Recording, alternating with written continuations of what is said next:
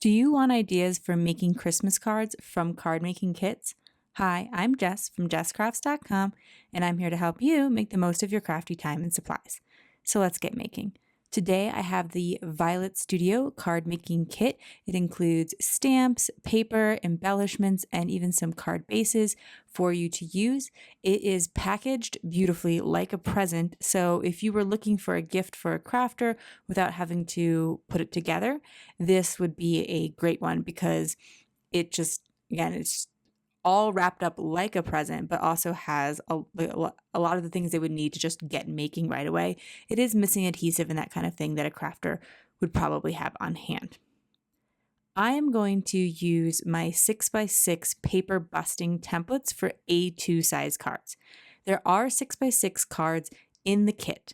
I'm not going to be using them because most of them are pre-printed with a design on the front.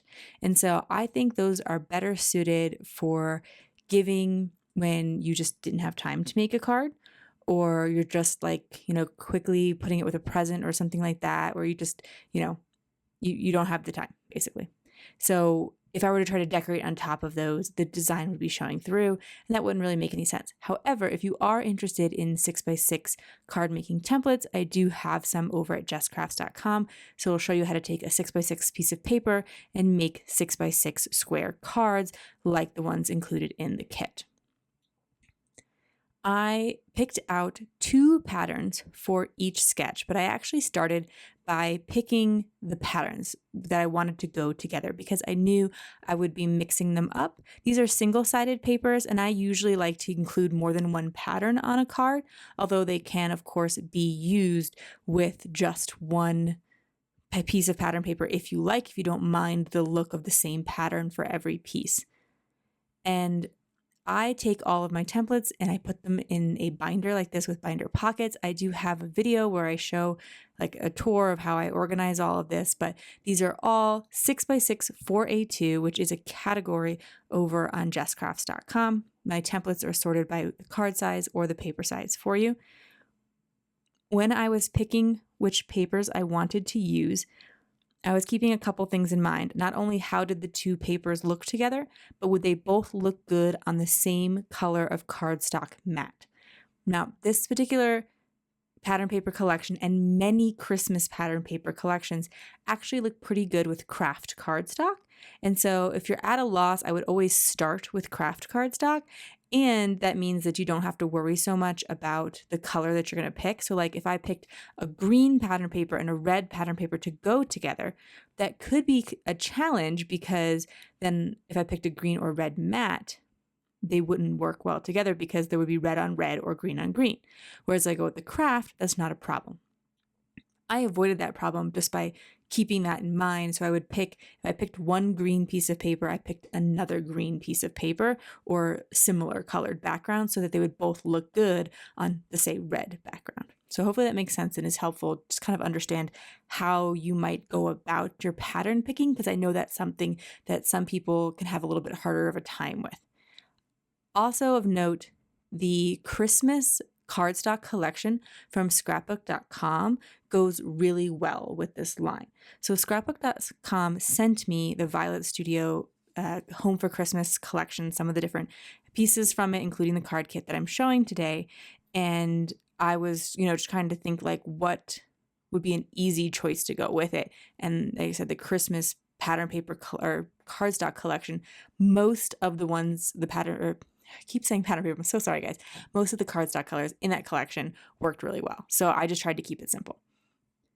I wanted to embellish my cards with a couple of different embellishments from the kit just so you'd get a better taste of what is going on in the kit in terms of there are stamps, there are stickers, there are die cuts. So I want to make sure I'm using a variety.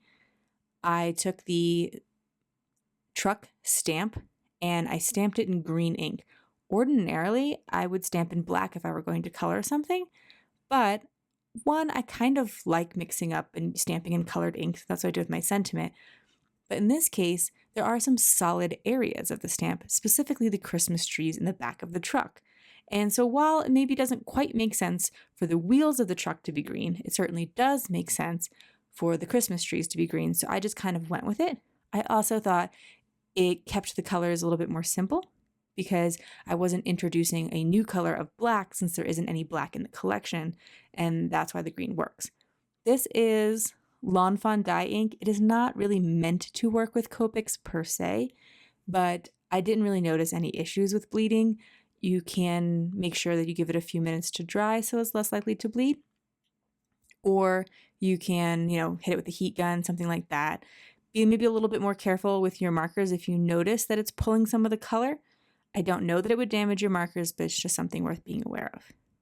Now, I chose to color all the inside bits of the trees with a red marker, and that's another reason it was important to choose a dark color. So I chose one of my darkest greens. I believe this is Noble Fir, because I knew that the red Copics, I wouldn't be able to color perfectly into those little white areas that are left behind. So a dark color helps with that. But in addition, I don't know that all of those areas should have been red. I think that the one tree is the little red dots that look like maybe like berries or Christmas lights.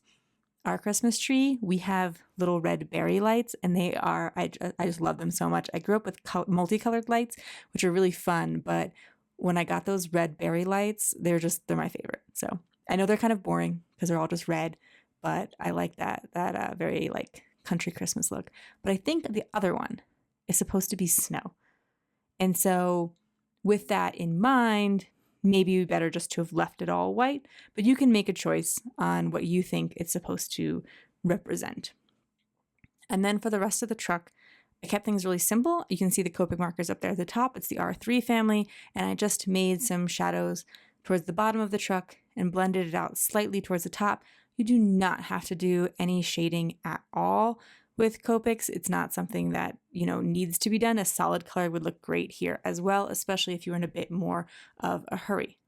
So now I am ready to start assembling one of my cards. I believe this is sketch number 29, but all of the sketches will be in the video description and in a coordinating blog post. So if you go to the coordinating blog post, you'll see a picture of the completed card. I'll tell you how many I made and what sketch number it is. You click on the sketch number and then you can, oh no, this is not sketch, it's sketch 8. Sorry, that number is really small for me to see. I do not see details very well. Anyway, so you can go to jesscrafts.com. It'll have the link right underneath the picture, and then you go and you print off the PDF template. So if you don't already have them in a collection like I do, then you can start your collection with these sketches if they appeal to you, or try to find some other sketches on the site that you like better. I think there's like 40 plus sketches just for this size alone. So for 6x6 cards with A2, 40 different designs to choose from. But then there's a bunch of other sizes of paper and sizes of card. So like 6x6 paper on slimline cards, or 8x8 paper on A2 size cards, and stuff for 12x12 paper. So if you're new, there's plenty. Don't worry if you don't have this collection or this size paper or anything like that. There is something for everyone at jesscrafts.com. I followed the template, except for that the mat says to cut it a 1/4 inch bigger. There's one little piece at the top. So there's two like strips. One is really short and gets tucked behind to hide the fact that it's not a long strip. And it does call for you to make that piece a 1/4 inch bigger all the way around for the mat. I didn't do that because it's tucked under. And so a scrap of cardstock that I had worked, but wasn't quite long enough to fit the template. I recommend doing that anytime you're tucking something underneath. If you can get away with something like a cardstock mat that's a little smaller or something like that, go for it. It's a way to save a little bit of resources and to maybe use up a scrap that you wouldn't have otherwise used. This is sketch 29, hopefully. I'm still like struggling to see that teeny tiny writing here on my screen. This one is super simple, so it's one of my favorite ones to make if you have like a last minute need for Christmas cards, especially with the way that I'm going to do it today, because I'm going to pair it with the die cuts.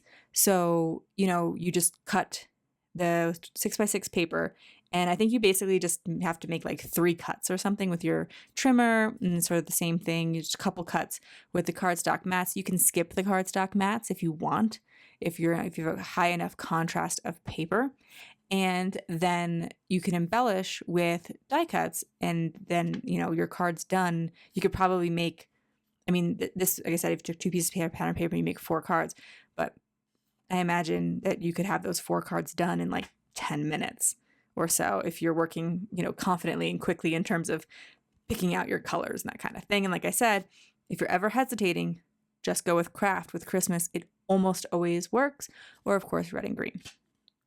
And I chose a sentiment. I liked that the red cards were facing towards where you would open the card, because I think it draws your attention to, where you should continue into the inside message of the card.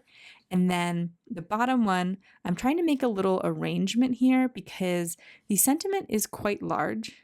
And so I wanted something that still fit in the panel with it, but wasn't trying to compete too much with it like the cards might have. Also, you might notice that I'm only showing up to 3 of the cards on the screen, and that's because I saved one of them to assemble for an Instagram reel for those of you who like these tutorials at like super speed. You can watch me make a card in like 15 seconds. This is sketch 39. Again, it's coordinating blog posts, so you don't have to worry about that or write down any of this stuff. I don't want you to have to like think about measurements and all that kind of stuff. You're wondering, what size did you cut all these to?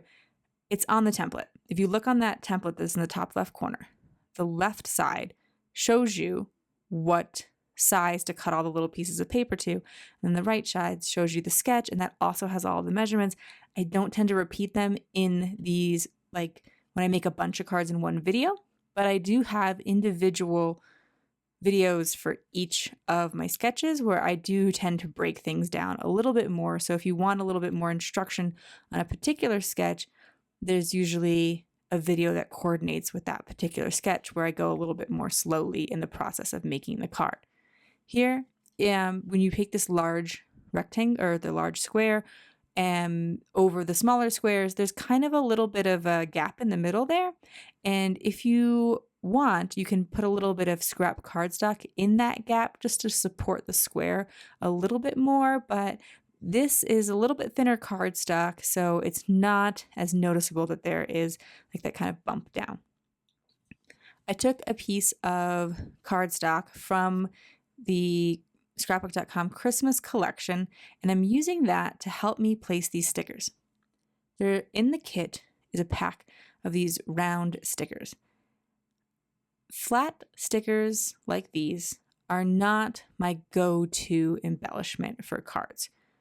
But I wanted to think if I could, find a way to make them work because they were included with the kit. And why not just kind of like stretch myself outside my comfort zone? Like just because it's not the thing I would always do, give it a shot.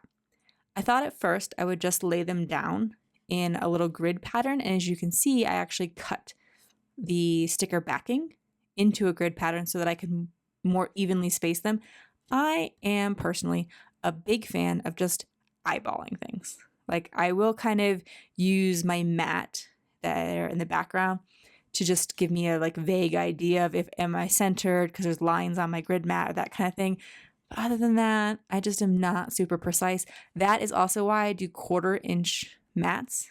A lot of people like 1/8 inch mats. They're a little bit more subtle, but I just am not detail oriented enough for 1/8 inch mats. So if you find that you've been like you're looking at a sketch or something and you notice that they're having the 1/8 inch mats, it's not really working for you, you can usually adapt it. And for whatever reason, in my experience, a 1/4 inch is just a little bit more forgiving. Here's another example of where some of the pattern paper is going to be tucked under. So those 2 strips are tucked under that larger panel. So if when you were cutting your mats for those strips, you didn't have a piece that was quite long enough, but was like a good scrap to use or something like that, I would just make it shorter because you're going to hide it anyway.